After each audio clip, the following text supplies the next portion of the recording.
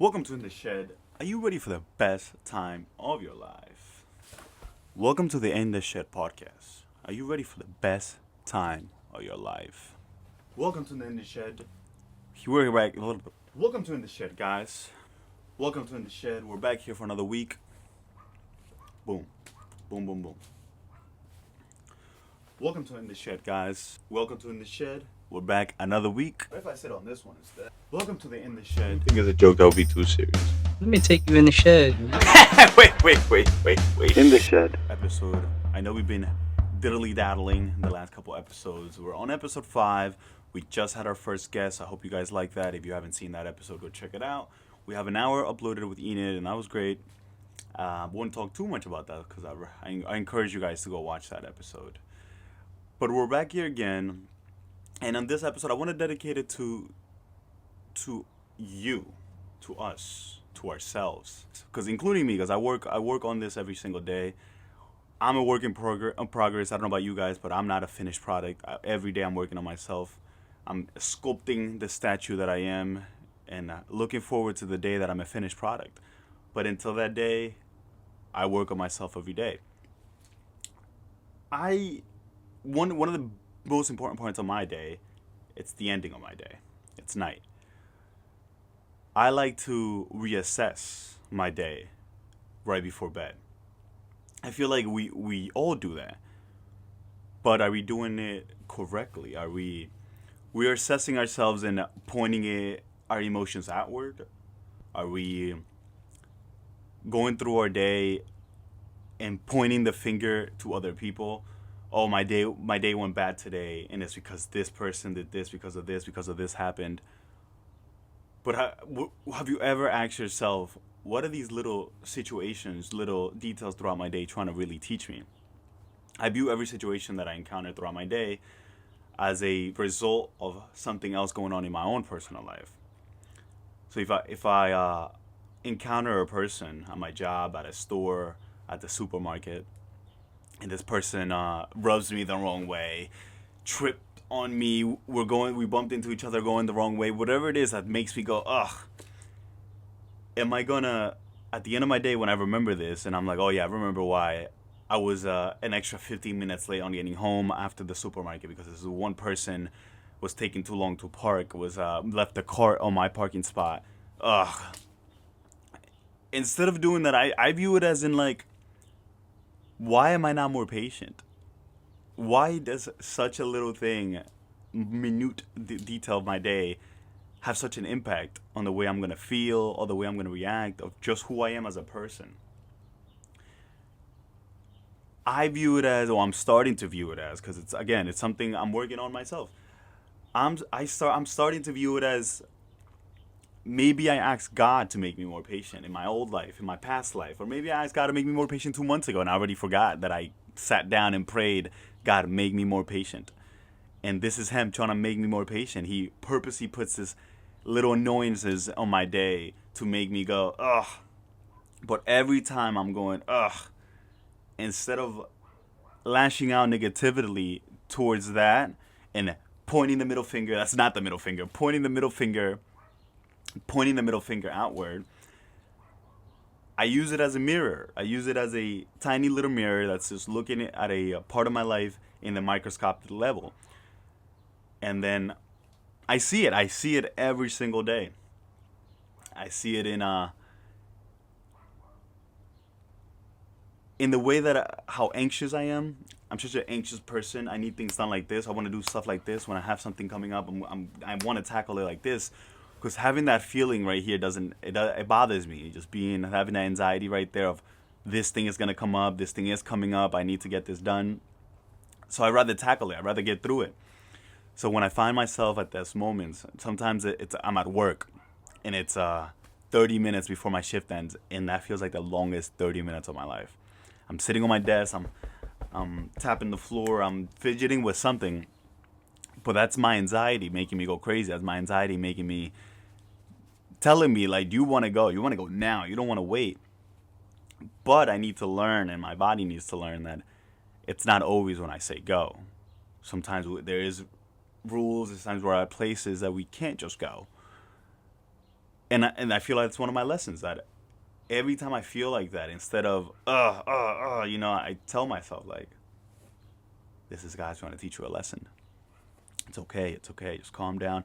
I breathe. I take my 30 deep breaths. I breathe. I center myself. I put myself back in the present, because I'm thinking about the future. I'm thinking about those 30 minutes of what I want to do after the 30 minutes, where I want to be after the 30 minutes. I'm not thinking about the present. So always just bring yourself back to the present.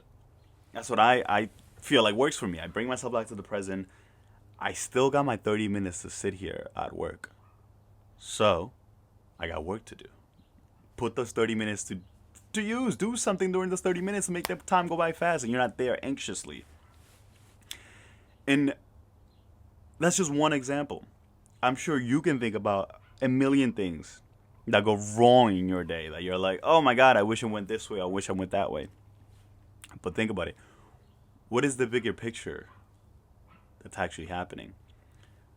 Maybe God is trying to get you out of that negative minefield, We lay down in our bed and it's just negative thought on top of negative thought on top of negative thought. But we rarely take the second to realize that every detail of our life is full of positivity. And we just have to stop and find it, or look at it, or just speak it out loud. Tell other people so they realize it. We don't realize it. Unfortunately, we live in a world full of death. We're not put in this world to live here forever. That's something I learned since I was a little kid. So I'm never going to be surprised if, very unfortunately, God forbid, someone in my family passes away. I'm not going to, but I physically cannot sit there and dwindle on it, because that's where everything starts, and you put yourself in that cycle. For example, last April, it's actually coming up on a year, grandfather who passed away sadly last year in April. It was a tough loss for my family and I. It was my mom's father. And it hit my mom like a truck, really, really hard. She was crying nonstop.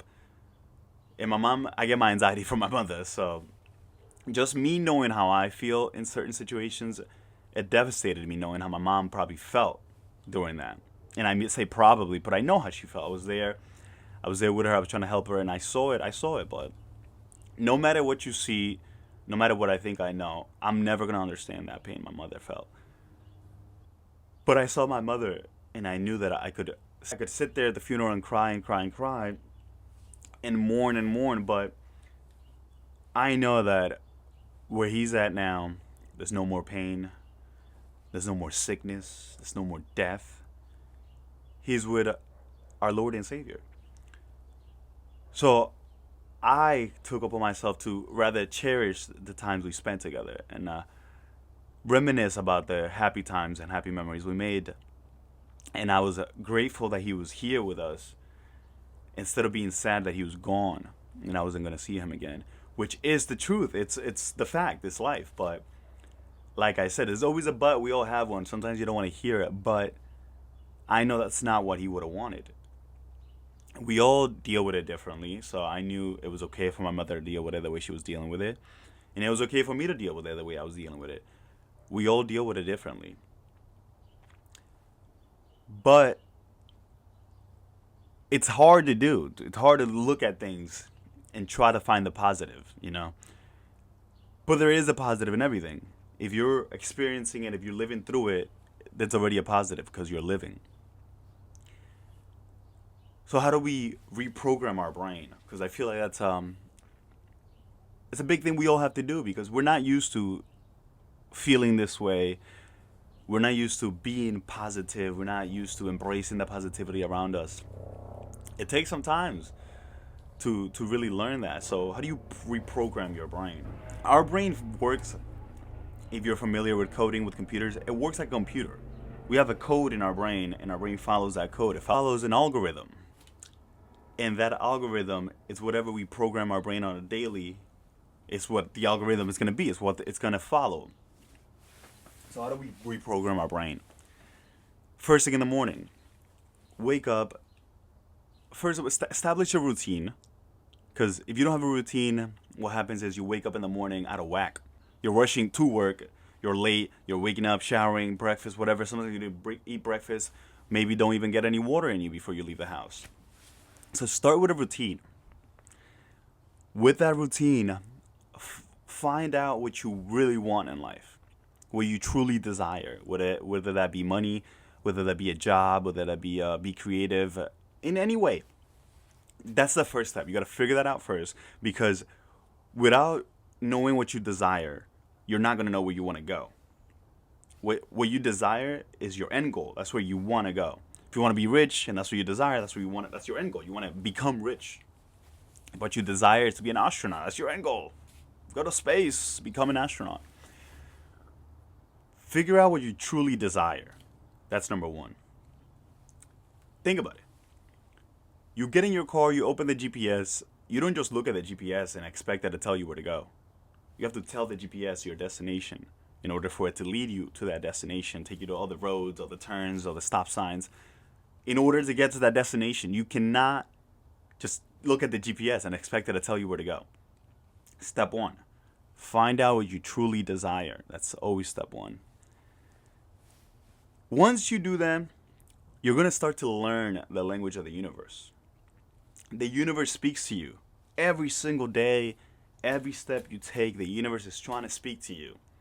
Whether in your mind the universe is God, whether it's the creator, Jesus Christ, whatever you believe in, it's up to you. No judgment. We're in the shed. We don't be judging. But whatever you believe, whatever you think is pulling us all together, the magnetism that makes this world go around,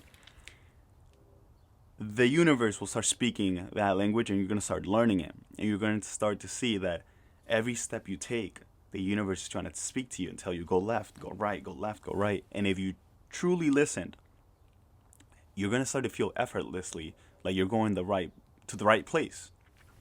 You're going to see that every step you take, every turn you take is leading you to that end goal, to your desires.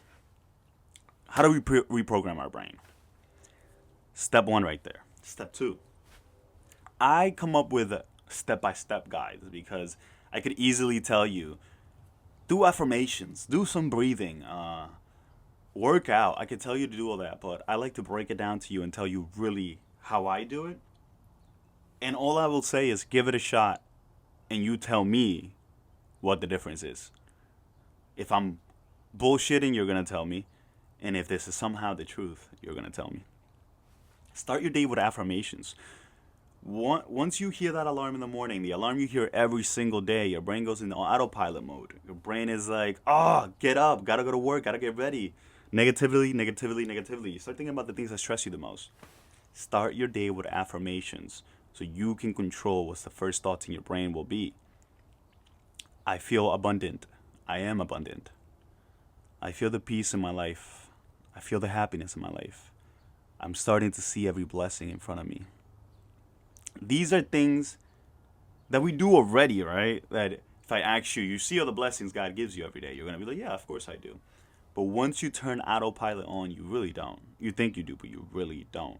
It all escapes your brain. Your brain is thinking about this, that, this, and that. How many likes I'm getting on Instagram. How many comments I'm getting on my picture. You're not worried about the important things. So write down some affirmations. Look some up on Google. Think of some yourself. Think of whatever you're missing in life, whatever you want, something that aligns with your desires, with what you truly desire in life.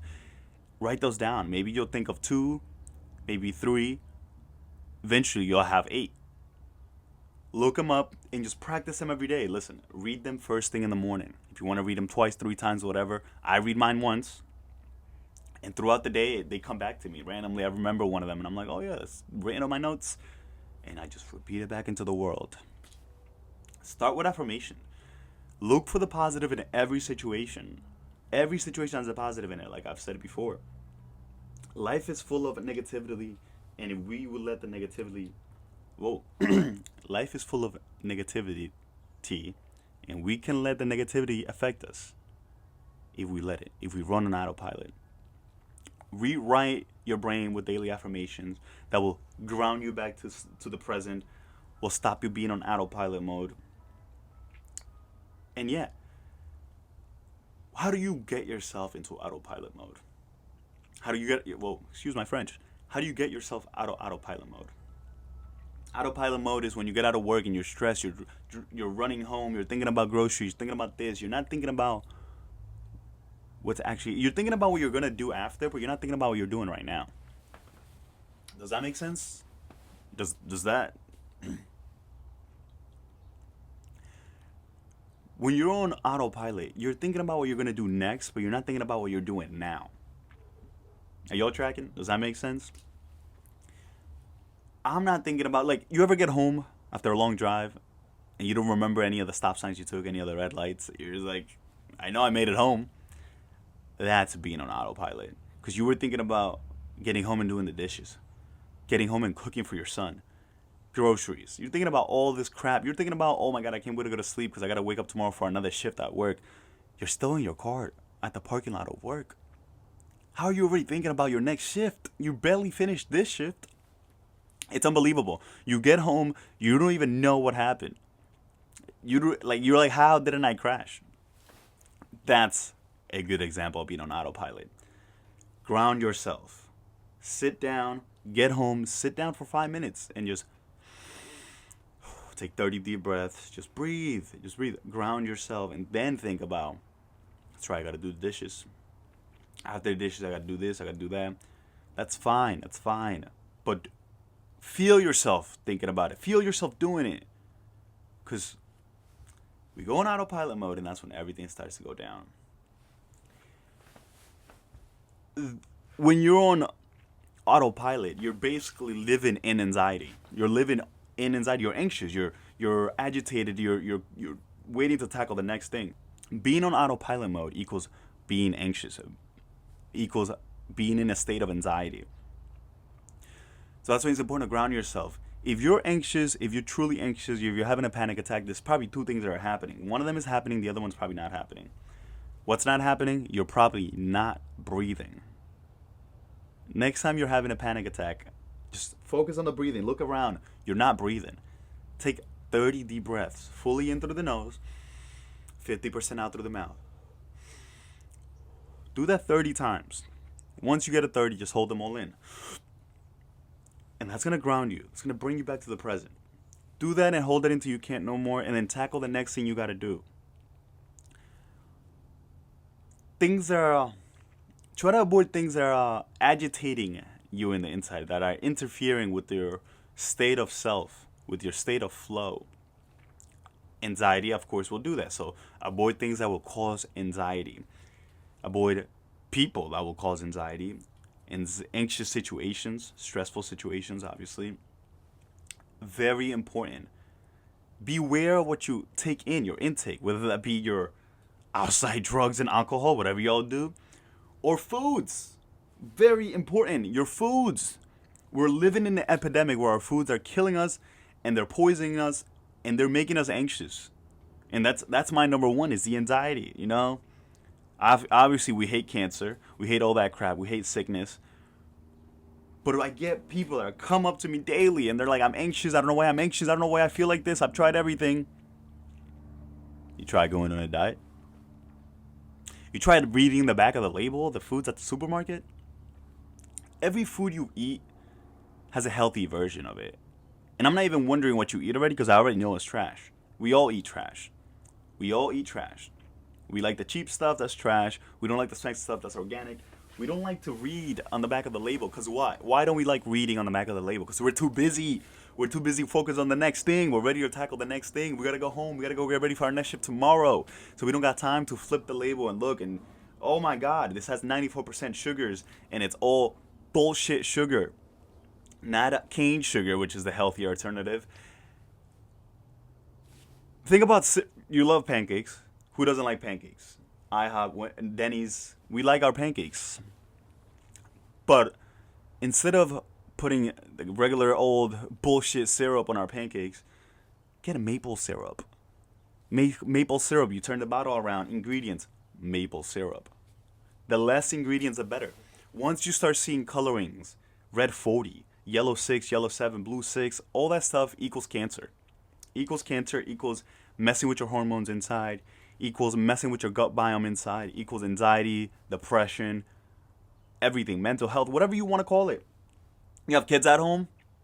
You have kids with ADHD, ADD. Oh my God, my kid sees a piece of candy and goes fucking nuts. Yeah, because you're feeding him the bullshit. Skittles. And excuse my French, I'm passionate about this. I get heated. Skittles, M&Ms, any red candy, man. Kit Kats. Oh, Kit Kats are not red inside, but you know what I mean? God damn it. All that stuff is bad. It's poisoning you. And then you wonder why you feel the way you do. Pay attention to how you feel the next day after you eat some bullshit. The next day, oh, my stomach hurts. What you eat the day before? And I would know. I would know about the stomach issues. You talking about the real one. Be careful with your foods. Careful what you ingest. All you people out there ingesting the marijuana with anxiety problems, just try it. Before you complain about anxiety, just try it. Take a break from the marijuana and then see if you're really anxious. All of a sudden, you stop the marijuana and the anxiety goes away. It's not rocket science. If you're not giving it a shot, listen, there's people out there that are, oh, anxiety and the marijuana, don't interfere for me, whatever. Try it, you freaking crackheads. Excuse the French. Just try it. I'm not saying stop doing what you do, because you're going to do what you do, but just give it a shot. You cannot complain about things if you're not trying everything. You know, if you're not trying everything, give it a shot. Hydration break.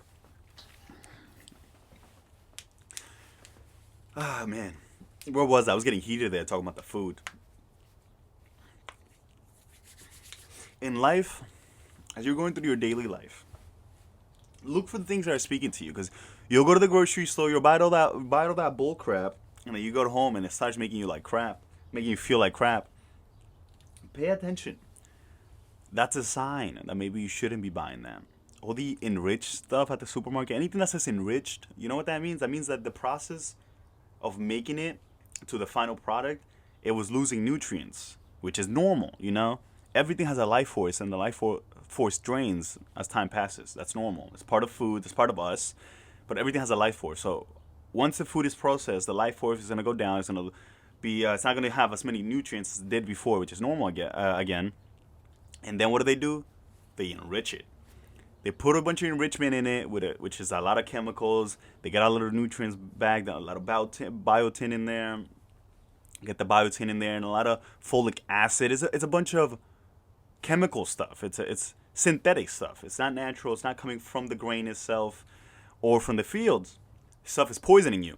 You guys are gonna start to see how the markets are moving to non-GMO stuff. We're getting rid of the red 40s. We're getting rid of the dyes, but that's gonna be a slow process. So right now, you have to take the initiative and pay attention while the government does this thing, because it's a lot of things going on up there with the government. So that's what I'm looking forward to. I'm hoping and praying they fix our meds, they fix our foods.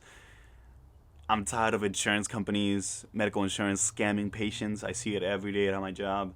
Hopefully we got some changes coming. But you know, anyways. Life is amazing. Give life a meaning. How are you living life without giving it a meaning? How is it that you're moving and you're tackling through your life being miserable? You're at your job miserable. You get to your job and you're just waiting for the hour to clock out. You don't see anything wrong with that? Like, listen, I like my job. I love my job. But when it's time to clock out, it's time to clock out. But I don't get to my job and I'm already looking at the clock and I can't wait to leave. That's not normal. If that's you, you gotta do something about that. I'm speaking to your soul here. You know? Maybe that's not what you want to do. Go find what you want to do. Maybe you want to do something else in life. Maybe it's time to get up and work towards that. You know? I used to be a forklift driver. I worked at a warehouse and I drove a forklift for a living, and I used to just tell myself every day, you know, I don't want to do this for the rest of my life. Eventually I'm going to find something better I want to do. And I used to say that every day. And I was there for what, a year and a half? And then my cousin one day asked me, and she was like, what do you want to do? Like, what are you going to do after this job? And I was like, oh, yeah, I'm gonna go back to school. And that's when it really hit me that I was like, I've been saying I want to do this. I want to go back to school. I want another job. I'm looking for my calling in life. And it's been a year and a half. And that's when I said, yeah, screw this. And I got up and I went back to school. And I'm at a job that I like. I like my job. And I don't think this is the end for me. I think there's so many more doors that open because of this job. And it all goes back to that first day that I decided I wanted to take that step. And shout out my cousin for that. So, yeah, get up and do something about your life. Because if you're not accountable for your actions, for your own life, then who's going to hold you responsible if you're not holding yourself accountable? You are responsible for your life. So get up and do something about it. If you don't like it, if you don't like the people that are around you, you don't like talking to those people, get up and stop talking to them. Find new people to talk to. There's 9 billion people in this world. It's either 8 or 9. Fact check me. Producer's not here to fact check me. We tend to give up on our dreams so fast. You know? We spend so much time thinking about our dreams when we're younger. And then we give up on them so fast. We don't realize that the universe is truly willing to help in every step of the way. But what's the first step to doing that? You have to figure out what you truly want in life.